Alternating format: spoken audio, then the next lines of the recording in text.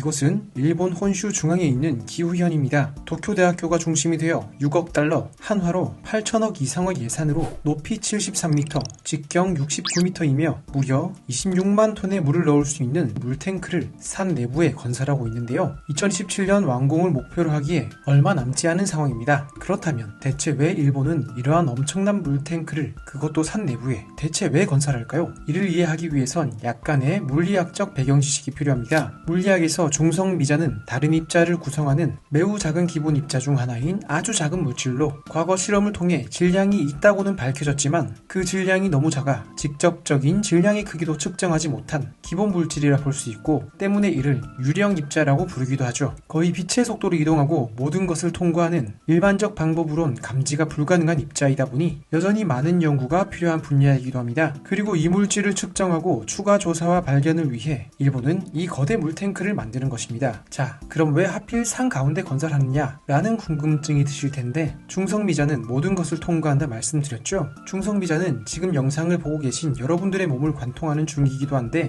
대기를 통과하는 유일한 입자가 중성미자만은 아닙니다. 때문에 일반적인 상황에서 측정이나 실험을 하면 중성미자 이외의 물질에 의한 간섭을 받을 수 있게 되는 것이죠. 허나 산을 이용한다면 얘기가 달라지는데 엄청난 규모인 산을 통과할 수 있는 물질은 중성미자 정도밖에 되지 않기 때문에 산을 이용하면 다른 물질들의 간섭을 최소화할 수 있는 것입니다. 그렇다면 대체 어떻게 산속의 물탱크가 중성미자를 측정할 수 있는지 궁금하실 텐데 중성미자는 기본적으로 모든 물질을 통과하나 매우 낮은 확률로 물질들 간 상호작용을 하기도 합니다. 중성미자는 산을 통과하여 이 고진공 상태에 순수한 물이 가득한 엄청난 크기의 물탱크에 도달하게 되고 이곳에서 물질들 간 충돌이 일어나면 빛이 발생하게 되고 이 빛을 물탱크 벽면에 있는 수많은 포토 센서로 관찰하는 것이죠. 마치 거대한 전구처럼 생긴 벽면의 감지기는 매우 민감하여 달 표면의 촛불까지 발견할 수 있는 정도라고 하는데요. 중성미자 충돌로 발생한 빛이 수십, 수백, 수천 개의 센서에 닿게 되는 것입니다. 그리고 이런 실험을 하기 위해선 당연히 조용하고 간섭이 적은 곳이 좋겠죠. 그곳이 바로 히다시이며 산이 매우 많은 지역입니다. 이 산 정상에서 아래로 600m 정도 내려간 지역에 이 물탱크를 건설하는 것인데요. 이 프로젝트는 무려 20년도 더 이전인 1999년부터 이 아이디어가 논의되었고 2000년에 이 프로젝트의 이름을 하이퍼 카미오 간대로 정했습니다. 그리고 2021년 5월부터 탐지기 접근 터널 굴착을 시작했고 2022년엔 접근 터널 공사가 완료되었으며 23년 10월엔 꼭대기에서 약 600m 아래쪽에 사진으로 보시는 것처럼 지름 69m, 높이 21m의 탐지기 주동굴 돔 구간까지 완공되었습니다. 2024년엔 그 아래쪽에 들어갈 거대한 원통형 수조 구간 굴착 공사를 진행하고 내년엔 수조 방수 처리 등 라이너 공사가 진행될 예정입니다. 그리고 26년엔 내부에 광 검출기 등 여러 장치를 설치하게 되고 이후엔 물을 채워야 하는데 상당한 시간이 걸리지 않을까 싶네요. 마지막으로 추가적 처리를 거쳐 물의 순도를 높여 순수한 상태로 만들고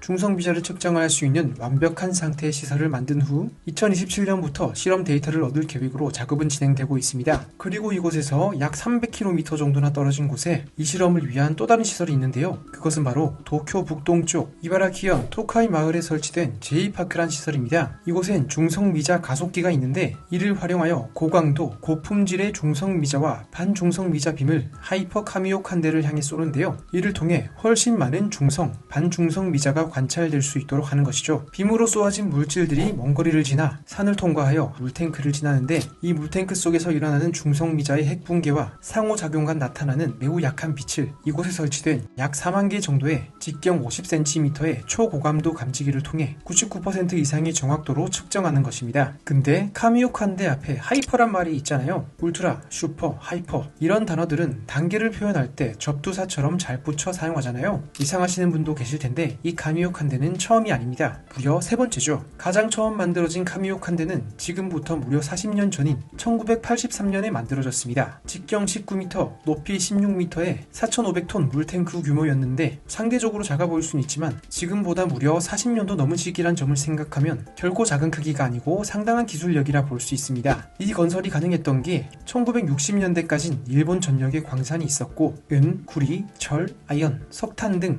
여러가지 광물이 대규모로 채굴되었거든요. 그렇다 보니 이런 기본적인 건설 기술이 있었던 것이죠. 이렇게 광산 건설 기술을 활용하여 최초의 카미옥 한 대가 만들어져 1996년까지 사용되었고 96년부터는 5만 톤 규모의 슈퍼 카미옥 한 대가 만들어져 2027년 하이퍼 카미옥 한 대가 완성될 때까지 사용될 예정입니다. 초기 카미옥 한 대에선 세계 최초로 초신성 폭발로 인한 중성미자와 태양 중성미자를 관측했고 슈퍼 카미옥 한 대를 활용하여서는 중성미자의 진동을 발견하여 중성미자가 질량을 가지고 있음을 확인했죠. 이 때문에 2002년과 2015년에 노벨 물리학상을 받기도 하였습니다. 그리고 슈퍼 카미옥 한 대의 용량보다 5배 이상 커진 이 하이퍼 카미옥 한 대를 통해 중성미자의 진동과 반중성미자 진동의 차이를 발견하고 대체 중성미자의 질량은 얼마인지 등 더욱 정밀한 측정으로 우주물질의 기온을 규명하고자 하죠. 또 이 시설은 중성미자를 관찰할 수 있는 현미경이기도 하지만 달 표면의 촛불도 감지할 수 있다고 말씀드렸던 것처럼 우주의 빛을 감지할 수 있는 망원경의 역할도 하기에 여러가지 중성미자와 관련한 천문학적 발견을 해나갈 것입니다. 그렇다면 이런 물질의 발견이 우리 삶과는 어떤 연관이 있는지 과연 도움이 되는지 궁금하실 텐데 대부분의 기초과학이 그렇듯 이 연구가 궁극적으로 우리를 어디로 이끌지 정확히 알 수는 없습니다. 태양의 핵융합, 우주의 질량 분포, 우주의 팽창 등을 이해하는 데 도움이 될 것이라 하는데 이런 게 사실 지금 당장 우리 삶에 어떠한 변화를 가져올 것이라 보긴 어렵잖아요. 허나 달리 생각해보면 지금 쓰는 전자제품, IT, 반도체, 인터넷 기술 등 고도화된 기술들도 초기 발전은 아주 기초적인 무언가에서부터 시작했고 또 비슷한 결로 보자면 아주 작은 물리 입자들을 이해함을 통해 방사선 치료 기술을 크게 도약시키고 새로운 의료 장비를 만들 수 있게 되어 인간의 수명 자체가 대폭 늘어나게 되었잖아요. 중성미자 연구도 마찬가지일 것입니다. 핵 에너지 모니터링, 자원 매장지의 지각 확인, 또 완전히 다른 종류의 통신을 발견하는 것 등을 상상해 볼 수 있을 텐데 중성미자를 더 이해하고 응용을 할 수 있게 된다면 인류는 또 다른 방향으로 나아갈 수 있을지도 모르죠. 지금까지 일본이 만드는 이 거대한 물탱크에 대해 이해해 보았는데요. 과학 분야에서만 25명의 노벨상 수상자를 배출한 일본의 기초과학이 괜히 탄탄하다 말이 나오는 것은 아닌 것 같네요. 옆나라 이야기라 조금 배가 아플 수도 있겠지만 비교하기보다는 현상을 이해하고 또 새로운 발견이 잘 진행될 수 있도록 관심 가져주시면 좋을 것 같습니다.